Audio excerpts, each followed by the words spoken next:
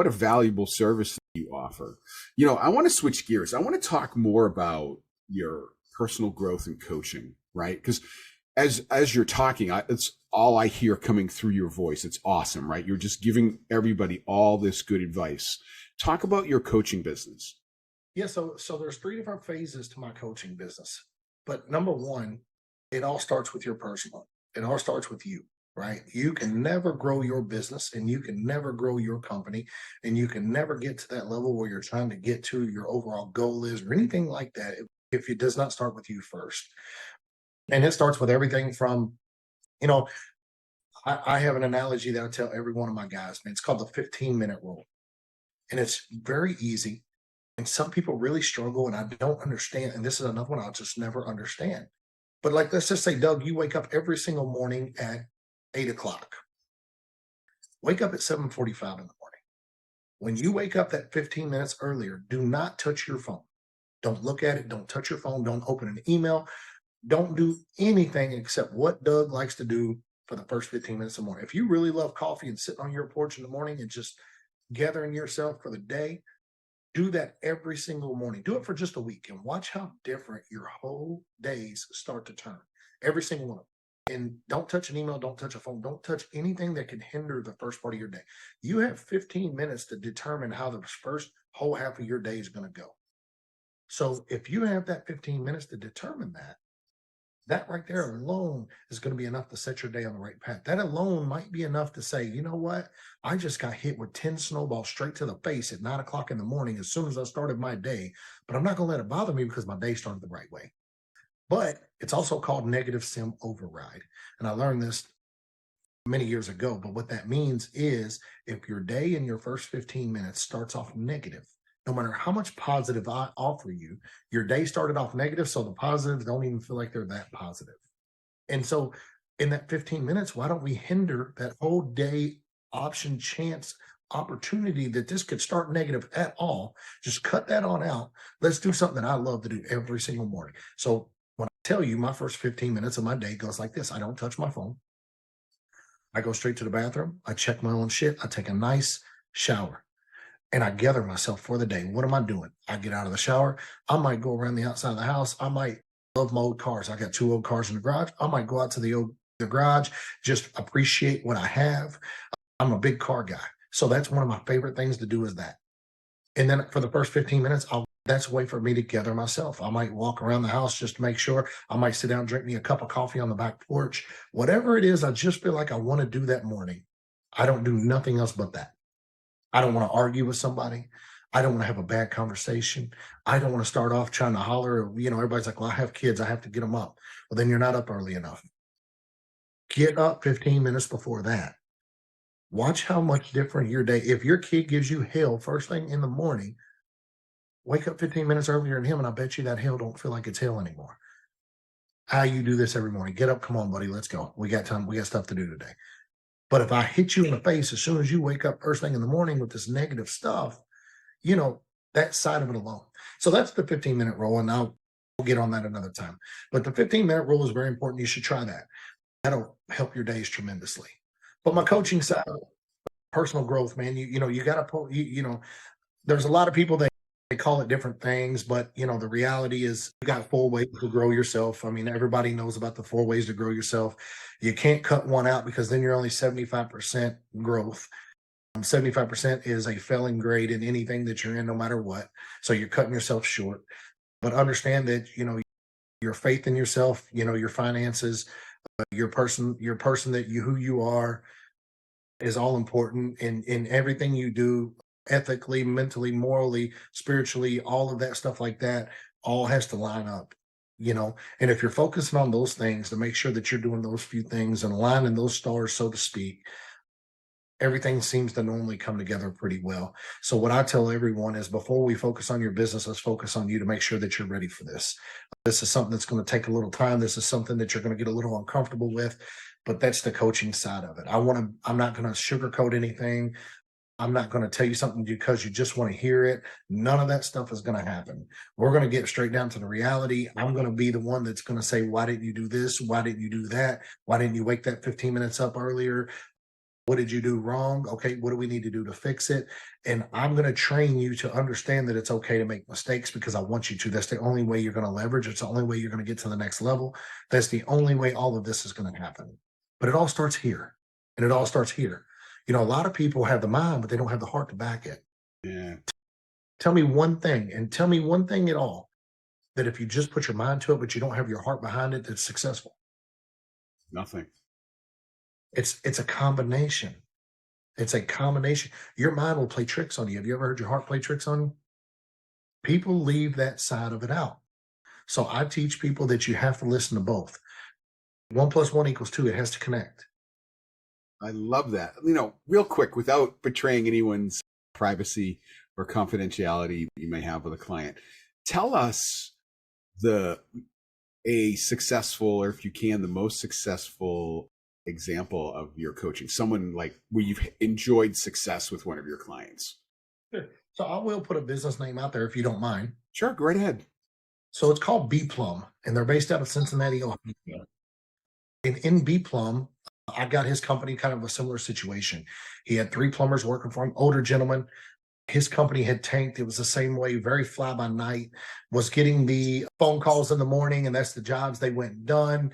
You know, just no systems in place, no organization, all the way down to 3 years behind on his taxes. And it was just a cash, let's pay everything in cash. You know, had some small loans on stuff, nothing major, but just didn't have any way for his business to succeed. Started messing a few things up, no systems in place to back it. This economy started slowing a little bit. The wheels turned and there was new competition that come into play. When the new competition come into play, he didn't know how to react on it because he's been doing the same thing for 25 years. It's worked this long. I don't need to change the wheel. It's still rolling. And that kind of situation come into place. Well, fast forward 2.5 years, and in 2.5 years' time, he dwindled all through his savings and everything. He lost both of his other plumbers. It was just him in his little small building, and he was in the middle of losing everything, to the point where he even took a job with another company. So he was closing his business. He was just finishing a few things up, and he was out the door. He was taking a job in 5 weeks, and that was going to give him enough time to finish everything he wanted to do. His biggest problem was that 4 o'clock or 3 o'clock every day, he went to the bar to go drink every single day. It didn't matter if he was 3/4 of the way done with a customer or not, he's going to drink in that side of it. So I met him through a friend of a friend. It was actually a buddy of mine's uncle. And I just went up and I said, you know, let's go to lunch. And I drove up. It was about 3.5 hour drive. I drove up, had a conversation with him. We had 2 conversations over the phone first. So I could tell that he really cared about saving his business, but he was very computer illiterate.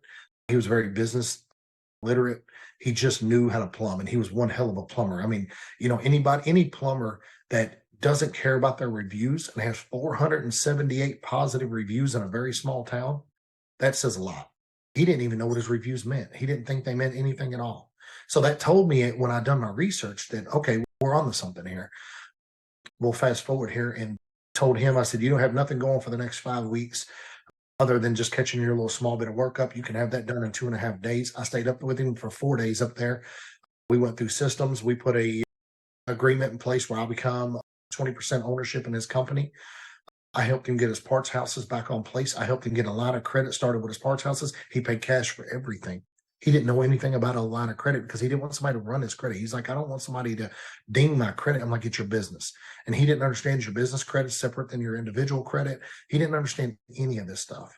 So when I sat down with him and I went over everything, and then I went to the parts houses and then showed him a system to put in place, and I worked on him for about 6 months. And after 6 months, we had to hire 3 more plumbers. We bought 2 more vans. We bought a service truck for somebody just to run parts out of. And last year, this is our 2nd year working together. Last year, he netted somewhere around $400,000. That's incredible. Yeah, and I offered to buy him out. Offered to let him buy me out. I tell every one of them, once my work is done with you guys, you buy me out of the company. That's where I get my return on this. You know, I get my return on the back end. If it don't work, you don't owe me. But if it works, you're going to pay me, and you're going to buy me out at 20%, and that's how we're going to do it. And I went to him and he said, listen, if you need the money, I'll give you 20% of everything I've got right now, but I'm not letting you leave the company. Because you're too valuable. Yeah, and that's what he said. He said, we literally have a 1 hour conversation once a week After work, he's got his drinking down. I've helped him with his drinking. He's drinking one day a week now, and he really enjoys his drinking. So I understand. I guess everybody has their own thing, but he's got all the way down to drinking just one day a week. He goes to the gym now because his primary told him he needed to get himself together. He wouldn't be here in 5 years. And we had this whole thing. This is all part of the coaching. We had this whole conversation, and I put his life back together for him, and he. That's absolutely incredible. I talk to a lot of coaches, not just on here, because all the coaches I have on here are amazing, but I know a lot of coaches. I know a lot of people who claim to be coaches, and they have students. But the big distinction is there's a lot of coaches out there that have never owned a business, or who have never worked in the industry that they're coaching, or their best strength is enthusiasm, and there is a place for that, but you can get an attaboy from your mom and dad. You know what I mean? You need accountability. You need a process. You need someone who's going to be like, okay, how's it going today? Did you follow through on this? Everything that you just did, like, you are the pinnacle, the absolute model of a coach, in my opinion, right? Because you cover all the factors, right? And you're there. You walk them through till they have success. And you don't get paid unless they're successful. Can you imagine if all coaches operated that way? That's fantastic. It goes on to a trust factor, right? I mean, it would be just as easy for him to try to hide numbers in the books, which I control all the books. When we do all this stuff, I have VAs in place that help me with the book side of it. So that way I'm not constantly in the books the whole time. They know what they're looking for. They do really well on that side of it. So I have systems in place as well to protect me. But that also is a benefit for them because I have people in place that's better than I am. And I need people on my team that is better than I ever will be, that I can bring to the table and say, okay, this is where we're at. And then what I do with those people is, I've sold back to 5 different companies now, and I've given them a share of whatever they give me as a token of a appreciation or a bonus, so to speak. And I just say, hey, look, we got this company where it's at now. Congratulations. Good job, guys. I deposited X number of dollars. And the last one was I gave them $10,000 bonus a piece and said, good job. And they had no clue about it. My team loves me because I'm not a greedy person. I didn't come from money. So I don't care if I have money or not. I'll make more. Don't worry about that. But I never come from money. And so since I don't come from money, it's easy for me to say I don't really care about money. It's not important to me. What's important to me is helping somebody. This is a high for me. If I was ever going to be addicted to anything in the world, it's truly helping people. There is no better feeling in the world than helping someone or doing something for somebody without expecting any kind of return on it, or doing something for someone that can never help you. To me, that means more than anybody that I help a millionaire that's willing to give me $10,000, $20,000, $100,000. That don't mean nothing. Help a man get up whenever he's been knocked down after 25 or 30 years. He's at, towards the end of his life, and he don't know how he's going to live the rest of his life because he's worked for himself the whole time. That's a compliment. Right. Let's switch gears because we're talking about established companies that are struggling, and that's definitely part of our audience. But what kind of advice would you give someone if they've never owned a business but they want to? I mean, it's a broad answer, but what would you say? What was the first thing that comes to mind for you? Be passionate about whatever it is you want to start. Don't worry about what the average pay is on it. Don't worry about what the average income is on it. Be passionate about whatever it is. You'll make plenty of money if whatever it is you love to do is exactly what you want to do. Be passionate about it. Truly show, this is my passion. This is everything. This is what I bleed for. This is my love. This is my heart. Business is mine. Between business and the car business. I love car business too. But business is I just love helping people. So my passion is truly giving back.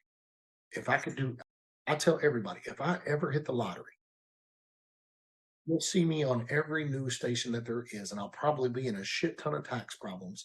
And that's probably the reason why I'll never hit the lottery. But I'm telling you right now, I will help every homeless veteran that I could possibly help. I will help and I've got a nonprofit that I'm working on to help that. But I mean, I would help every single person I could possibly help that truly deserve it or truly want it or truly would take appreciation to it. I would go to these schools that I grew up in where, people had their success rate was less than 20%. And I would show them the business side of things. I would show them, I would invest with them. They have such good ideas. And there's a lot of kids that don't get information to change their situation. I'd be that guy. Wow, that's really powerful too. Like I feel like there's a lot of people out there that have good ideas, but they just don't know what to do, and it holds them up or it slows them down or they miss opportunities. Just incorporating is a heck of a lot easier than most people think. But because you have to deal with government, people shy away, or I don't want to deal with an attorney. You don't need an attorney to incorporate, right? A lot of people think they do need one. They won't try. That's the problem. People just won't try. But let me ask you a question, Doug. Let's stay on this for a minute, but let me ask you a question. What is your opinion on Shark Tank? That TV show Shark Tank. What's your opinion? I know very little about it because I watch very little TV, like very little TV, especially distracting TV and nonsense. And I think there's a lot of drama on Shark Tank. And I'm of mixed opinions of it. The few times I've seen it, I think some people go on there hoping to get some money, right, for something that's nothing. And then some people go on there hoping to get money for something that's amazing. And, I learned early on that we don't always need other people. All right. And we have a tendency to take on partners or investors for something we really don't need them for. However, on the flip side of that, the people who make the most money are the ones that have capital, right? But where you get your capital is really important because it can determine whether you remain in control of your company or not. So I don't have a direct answer for you. All I know is it just seems like it's a lot of drama, right? And it's more about the entertainment than it is about the products. So I'll tell you my opinion on it. And I'm with you on it. I don't watch very much TV at all. If I'm watching something on TV, I'm just going to listen to a podcast or something along the lines of that. I do listen to a lot of music, and that's just the two things. That's my go-to for everything. I'd much rather be productive and listen to some music or listen to a podcast than watch some TV. I just feel like there's more I could get done. But Shark Tank's one of the few that I've watched quite a bit, a handful of times. And I tell people all the time, Shark Tank is a good and a bad thing. So if you're going on there expecting them to give you money because you have a great thing and they tell you you do not have a great thing, do you still have a great thing? Yes. They don't see your vision. They don't have your passion. So how can you tell me that my business will never make it because it's not going to make 10 million next year? Right? So that's where the whole thing, and I tell people all the time, the best thing you could do would be to go into Shark Tank for the publicity side. The worst thing you could do is make a deal with them because now you gave up part of your company. What is the whole purpose of being on TV? Publicity. Look at me.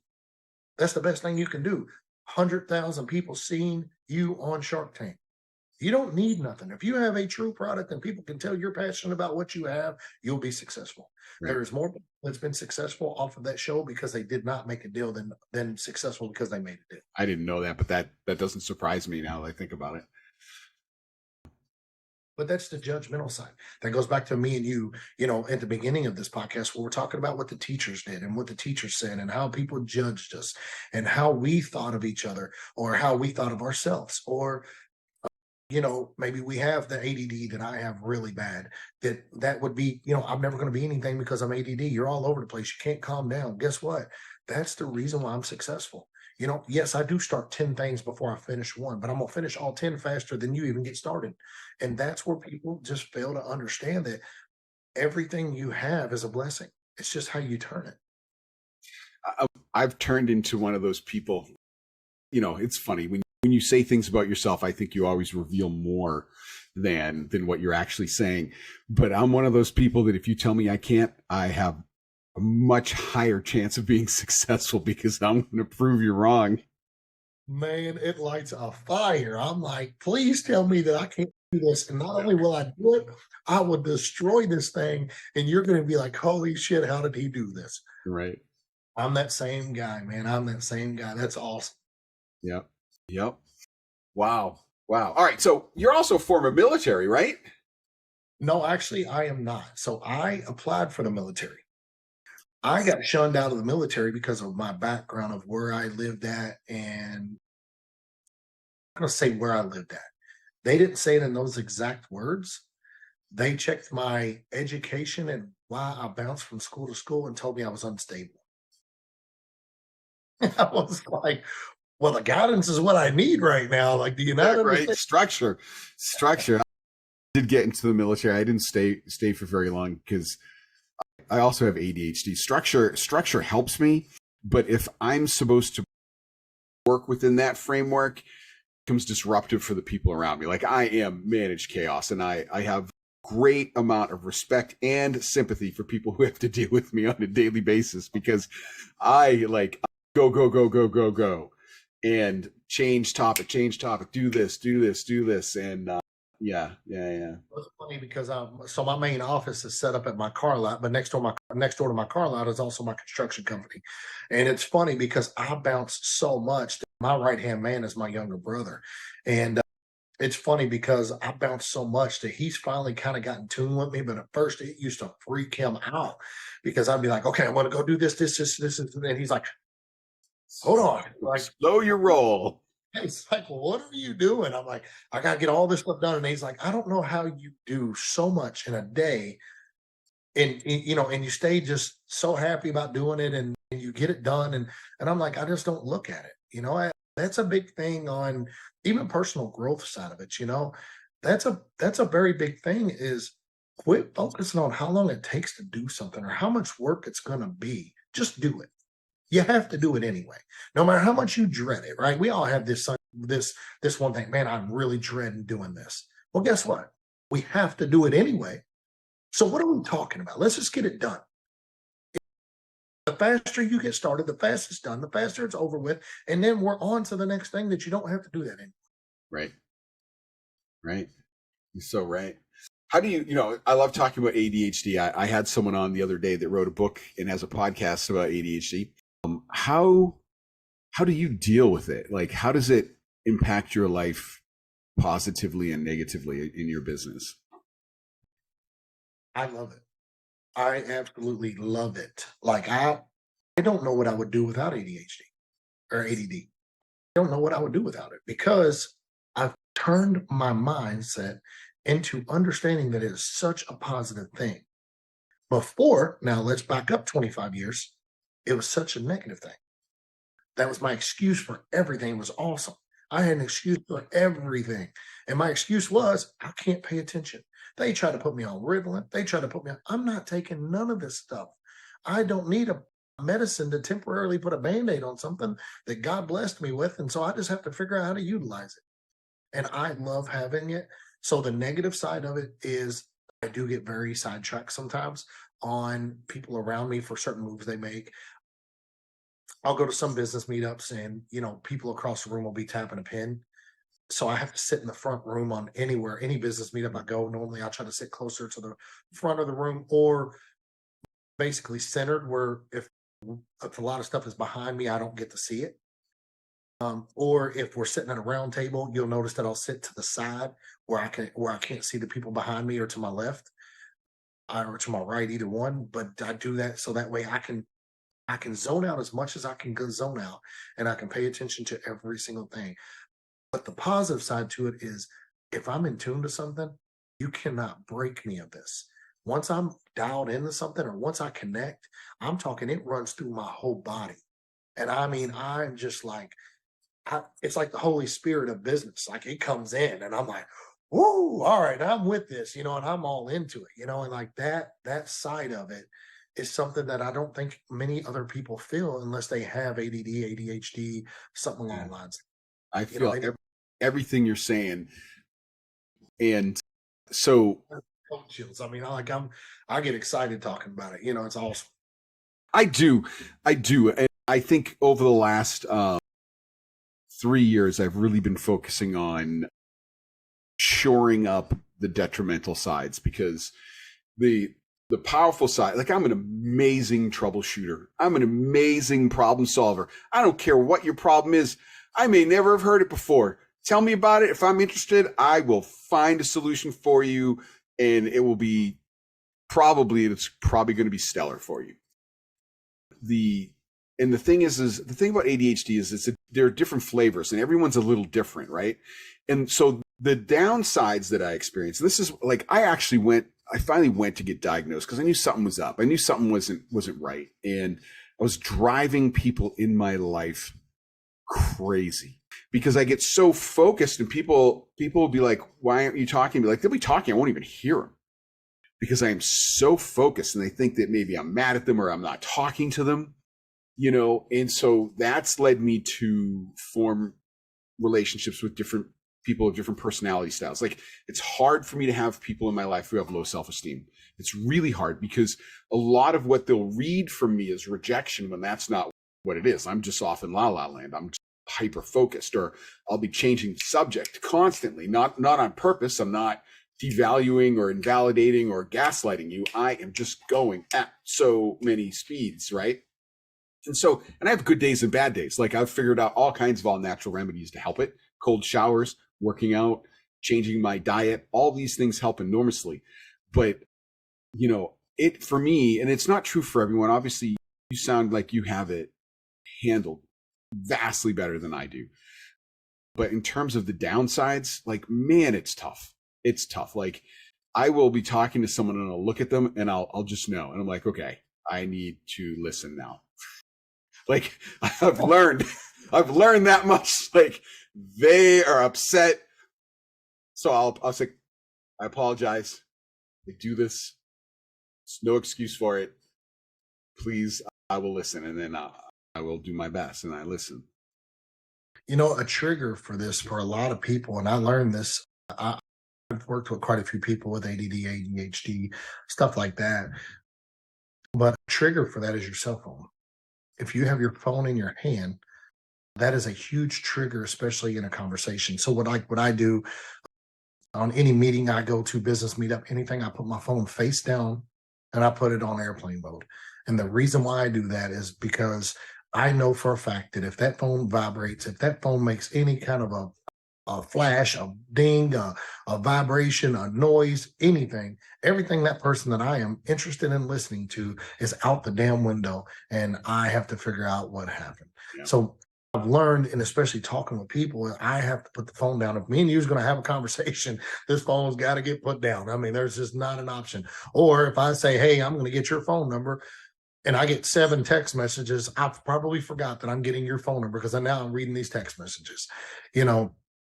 I'll tell you what, another thing for me that's really bad, and this has actually hindered the same thing on my relationship side of it big time, but it's, I might wake up at 3:30, 4 o'clock in the morning and my mind is going, and they're like, go to bed. What are you doing? I'm up. I'm like, oh, my day's going. It's up and I can't help it, and it's like, people don't see that side of it. And I try to explain to people in the beginning, like, hey, I'm just going to tell you, I'm a different breed, you're not going to meet another character like me. I'm going to tell you.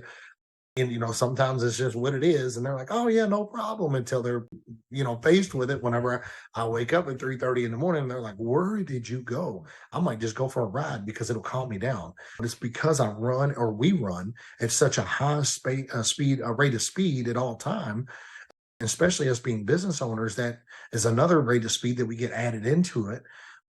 That, did I forget to do this? Oh man, I got this going tomorrow. I got to do that. I got to do this. This has to happen. That's got to happen. And when you wake up to even use the restroom and all that stuff's in your head, you have a heck of a time going back to sleep. Or you lay there tossing and turning all night and you make it uncomfortable for if someone's in bed with you or whatever, you make it uncomfortable for yourself even. I'd get up and go do something and just kind of relieve my mind or relax my mind for a minute. Something that's not stimulant. And I've noticed that that's kind of helped a lot. Yeah, dude, everything you said. Ding, check every box. I have, with my business, it's so bad because I work from home a lot. So I don't get away from it. And I get an idea and I sit down, like hours can pass sometimes. Right. And then I have that time blindness because I'm so focused on what I'm doing. Oh, I get plenty of time and I forget. right? If I don't write it down, if it's not in my calendar, I am hurting. And people say, "Well, I just told you that 10 minutes ago." I said, totally spaced it. Horrible. Yeah, totally spaced it, right? Yeah. And so it sucks. I feel like when I meet people, I have to read them a disclosure. It's like, all right, this is what I do. It's not because I don't like you. It's not because I'm ignoring you. And it's just, it's probably going to happen. Right. If it's something that's not going to work, I'll assign another tech. But no one's ever opted out. There was an electrician's company that I started to work with when they were out of Nashville, Tennessee. And I drove down the guy, and he was a very laid back guy. I mean, very laid back.